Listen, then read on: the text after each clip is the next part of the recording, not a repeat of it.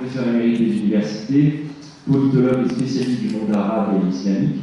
Vous parlez l'arabe, ce qui vous permet une lecture très fine, très subtile des textes qui échappent parfois à certains de vos confrères, collègues, plus ou moins amis. Vous avez souvent été visionnaire sans être autant prophète dans votre pays. C'est notamment le titre d'un de vos livres qui détonne un peu dans votre bibliographie, mais qui est absolument remarquable. Et vous avez notamment publié Le prophète et Pharaon en 1984, Les banlieues de l'islam, naissance d'une religion en France en 1987, Genèse du djihad français, Sortir du chaos, j'en passe et les meilleurs. Et vos livres sont traduits dans une vingtaine de langues.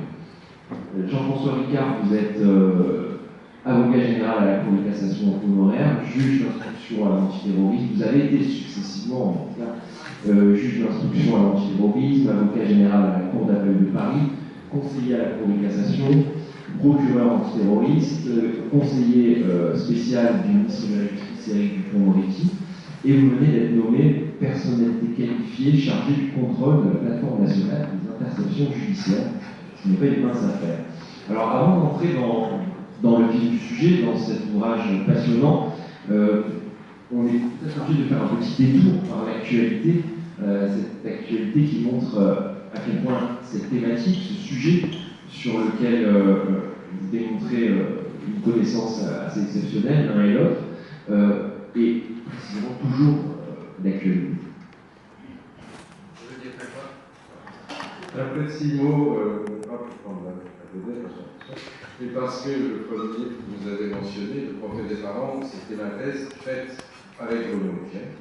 Et vous avez en particulier, attendez, c'est bon, il y a dans le livre qu'il avait écrit à ce moment-là, l'Islamie radicale, comment ça s'appelle, il raconte comment on est avec le Gilles sur le plateau d'une Toyota au Caire, à côté de Cherkish, parmi le regard du coin de l'œil. C'était des moments absolument merveilleux, et chaque fois que je viens dans cet amphithéâtre, la gorge qui me serre un peu en pensant à Benoît, qui a été vraiment un maître et un ami absolument extraordinaire, et c'est toujours beaucoup d'émotions et un grand bonheur que de revenir ici. Effectivement, on n'a pas fait exprès, mais aujourd'hui, comme on l'a peut-être vu dans la presse, il y a eu l'arrestation d'un jeune homme qui avait déposé un engin explosif devant la Bank of America. Le parquet antiterroriste, dans la personne du successeur de Jean-François Rochet sont saisis. Et on a vu la patronne de DGSI arriver à la télévision sur ce sujet. On ne peut pas aller beaucoup plus loin simplement, mais à ce stade, mais il faut bien savoir, il faut bien se rappeler que dans la conjoncture actuelle, avec la guerre qui entre maintenant dans son deuxième mois, entre les États-Unis et Israël d'un côté, l'Iran de l'autre, et en otage les pays du Golfe et l'économie mondiale, il faut bien se rappeler que le cycle du terrorisme des années 1980, du terrorisme islamiste, avant on ait les organisations transnationales djihadistes issues du GIA, puis Al-Qaïda et Daesh, a été initié par l'appareil politique iranien et jusque sur notre sol, bien entendu, avec le fameux attentat de la rue des Rosiers, pardon, de la rue de Rennes, excusez-moi, et donc chez Tati. Mais pour commettre d'autres erreurs, je peut-être laisse Jean-François Ricard qui dit des choses sérieuses et pour nous rappeler cette séquence du terrorisme iranien, peut-être ce qu'il en est aujourd'hui, avant qu'on reprenne. Un mot très rapidement sur ce terrorisme iranien. C'est un terrorisme d'État, donc il se distingue totalement du terrorisme djihadiste, qui, par essence, est un terrorisme qui, au départ, était un terrorisme d'organisation et qui est devenu, on va dire, presque un terrorisme individuel. Là, on va faire tout à fait quelque chose d'autre. La particularité du terrorisme au cours des 30 dernières années, 30-40 dernières années, c'est que les phénomènes ne vont pas se substituer les uns aux autres, mais qui vont s'ajouter les uns aux autres. Ce qui rend la lecture de ce phénomène encore plus difficile. Et par conséquent, ceux qui agissent dans l'antiterrorisme doivent avant tout être marqués par une obsession, la prudence. La prudence parce qu'il ne faut surtout pas avancer des certitudes tant qu'on n'en a pas, et tant qu'on n'a pas les moyens d'en avoir. C'est pour ça que je vais bien me garder de dire ce qui s'est passé cette nuit, c'est ça. Ça, ne comptez pas sur moi pour le dire. Ce qui est vrai, en revanche, c'est que ce terrorisme iranien, nous l'avons connu dans les années 80, avec un particularisme, c'est le recours à ce qu'on appelle des proxys, c'est-à-dire, rarement, sauf lorsqu'ils sont maladroits, les services iraniens interviennent directement. Ils l'ont fait en 2018 via leurs diplomates, mais c'est assez rare. La plupart du temps, ils vont utiliser des intermédiaires, voire des intermédiaires d'intermédiaires qui, à la fin, ne savent même pas pour qui ils travaillent. Souvent, des individus qui sont impliqués dans le banditisme. Donc, la lisibilité de leur message, c'est la première des difficultés. Si on interroge les anciens de la DST, qui étaient à l'époque aux manettes dans l'antiterrorisme dans les années 80-90, la première difficulté qu'ils ont rencontrée face à ce phénomène-là, c'était de qui s'agit-il et que veulent-ils? Donc, prudence, mais soyons extrêmement vigilants. Un terrorisme d'État, c'est extrêmement dangereux. On a fait un moyen d'un État, aux capacités d'action d'un État et au savoir-faire d'un État, si tel est le cas. Ça peut être inquiétant aussi, puisque c'est une arme pour, encore une fois, faire passer des messages, faire pression, un peu de frais, mais en étant souvent très efficace. Parlons un peu de cette collaboration assez inédite. Je crois que je n'ai pas d'exemple en tête d'associations chercheurs, juristes, et un peu forcément sur ce type de sujet.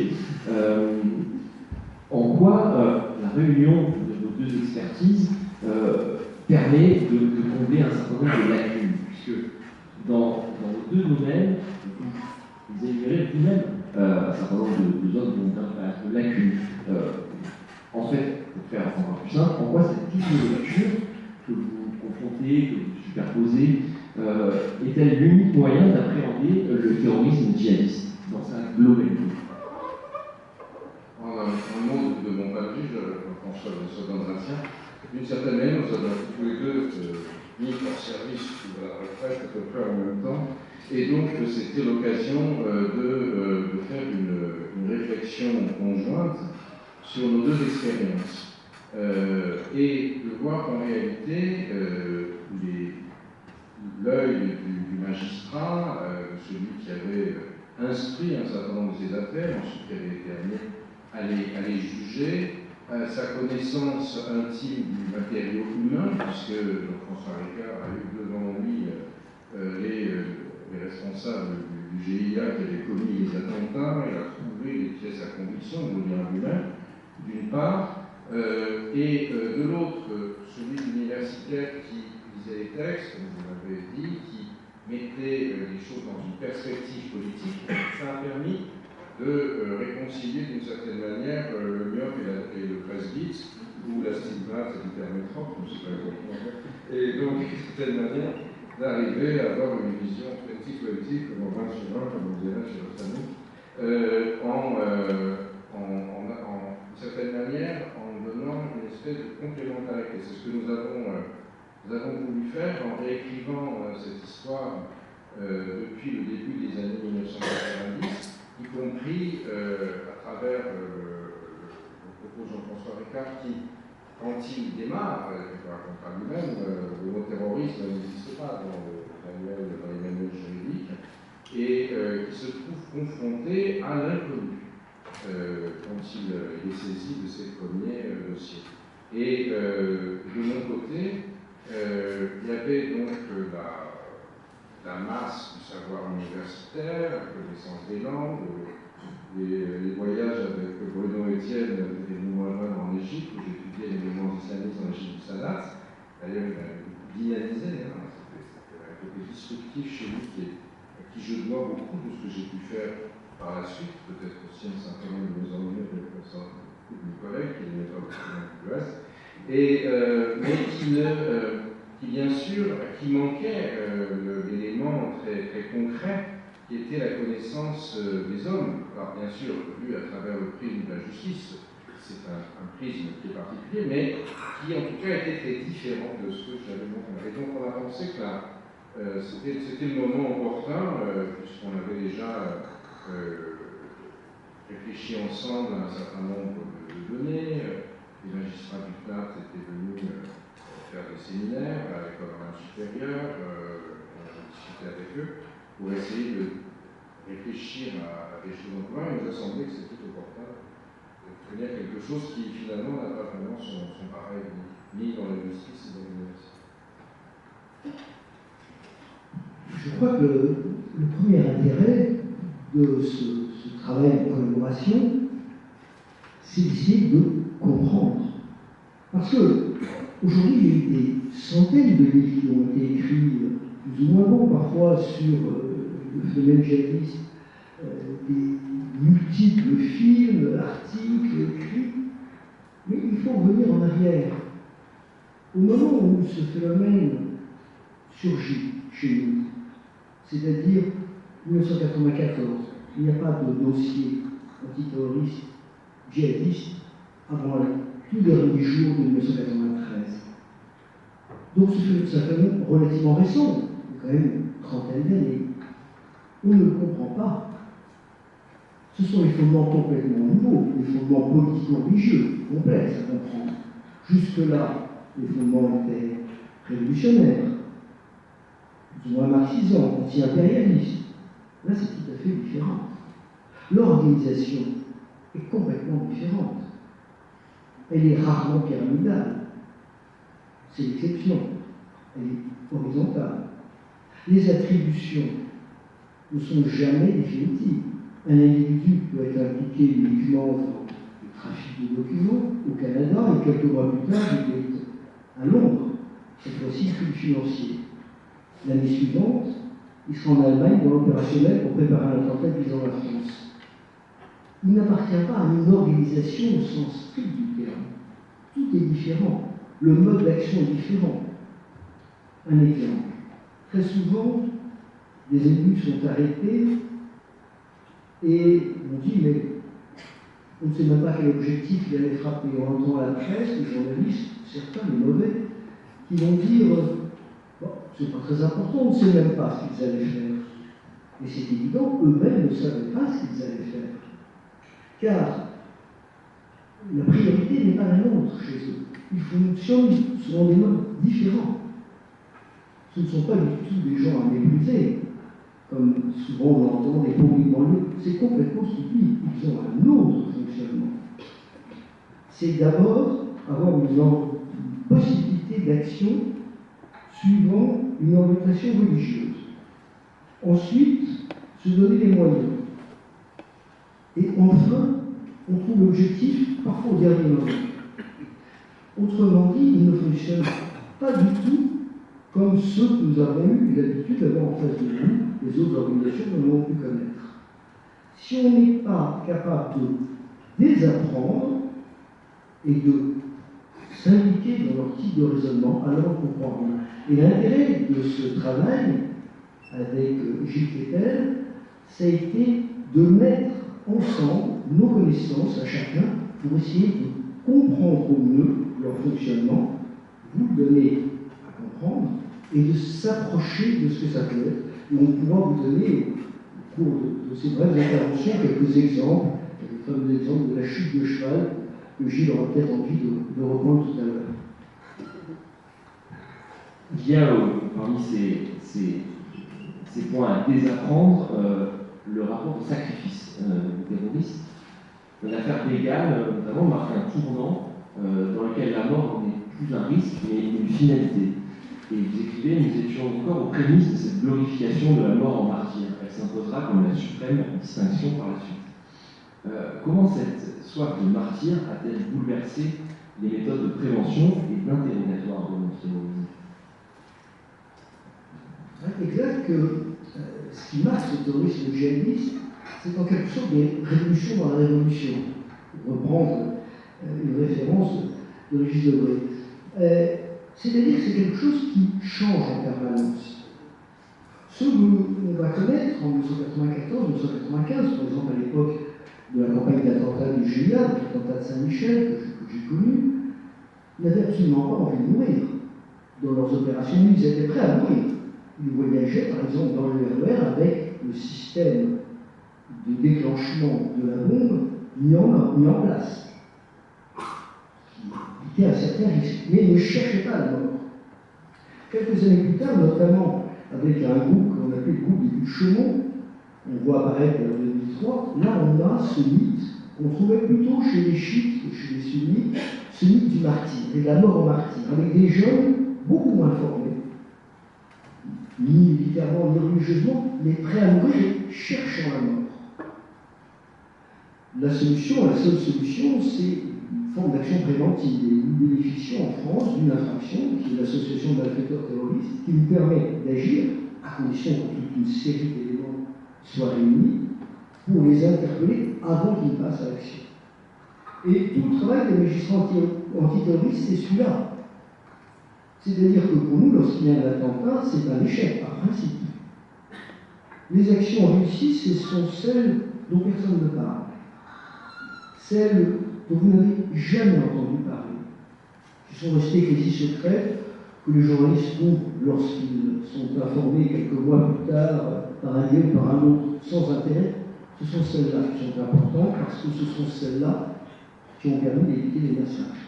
Et pour ça, nous utilisons des armes juridiques complexes à définir, sous le contrôle de la Cour de cassation, et qui nous permettent d'agir et qui nous permettent d'éviter un grand nombre d'attentats, la grande majorité d'entre eux, mais hélas, pas toujours. Gilles, sur cette sacralisation du martyr, clairement, il y a une sorte de principe de vase communicant entre des notes d'action qui ont pu être menées au Moyen-Orient et qui sont ensuite arrivées sur le sol européen, et notamment en France. Oui, alors ce qu'il y a eu quand même de très différent, c'est que au départ, dans la temporalité qu'on utilise, en commençant disons, par les années 90, on voit des individus, par exemple, dans le cas GIA algérien, qui viennent d'Algérie pour commettre des attentats en France, qui trouvent des relais sur place, qui vont les commettre.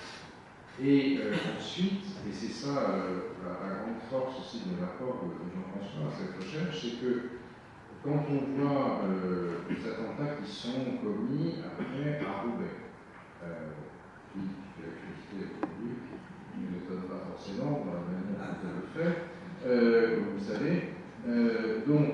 Et ceux qui commettent les attentats sont des gens du cru, dont une partie sont allés se former en Bosnie, dans la guerre en Bosnie, et sont revenus. Et en faisant l'enquête internationale, ces individus, qui sont ceux que Jean-François a évoqués, qu'on retrouve à travers le monde entier jusqu'au Canada, etc., à la tour du filet, on voit d'ores et déjà comment se mettent en place à tâtons les réseaux qui interviendront des années plus tard. Ceux d'Al-Qaïda et aussi ceux de Daesh, d'une certaine manière. Il y a une sorte d'empilement et le grand basculement avec Daesh, car Al-Qaïda touche relativement peu la France, puisque, d'une certaine manière, à l'époque, les arrestations qu'il y a eu dans les affaires du GIA ont laissé penser aux dirigeants d'Al-Qaïda que les services français et juges français étaient particulièrement plus doués que leurs collègues, donc il valait mieux aller ailleurs faire des attentats. Malheureusement, ça s'arrête avec Daesh, où nous avons un nombre très important de jeunes qui viennent d'ici, et Aix-en-Provence a été aussi l'un des éléments clés, puisque Bassem Ariachi, d'ailleurs, que vous connaissez bien, le métier, mais dont il n'avait peut-être pas compris complètement dans la mesure de l'ampleur de ces réseaux, était de prêcher ici à la rue de Montpascal, je pense que c'est là. Ah, pardon, juste à la rue de Montpascal, c'est-à-dire à l'entrée de l'amphi. Et donc, c'est des gens qui, eux, il y a ceux de Syrie, mais un certain nombre d'entre eux étaient des jeunes Français, qu'ils soient d'origine immigrée maghrébine pour l'essentiel, ensuite caucasienne ou des Français de souche convertis, qui vont partir faire le djihad en Syrie et en Irak, s'aguerrir et ensuite revenir commettre des attentats sur le territoire français via la Belgique, comme bien sûr ce que l'on a commémoré cette année, et c'est celui qu'on va commémorer à Nice au mois de juillet, il y a 10 ans. Donc tout ça a montré une espèce de circularité plus grande et surtout l'extrême porosité d'un tissu social déchiré aux enjeux extérieurs. Et c'est pourquoi on est extrêmement attentif aujourd'hui à voir ce que vont être, ce que peuvent être, pourraient être, ou espérons ne pourront pas, les effets de la guerre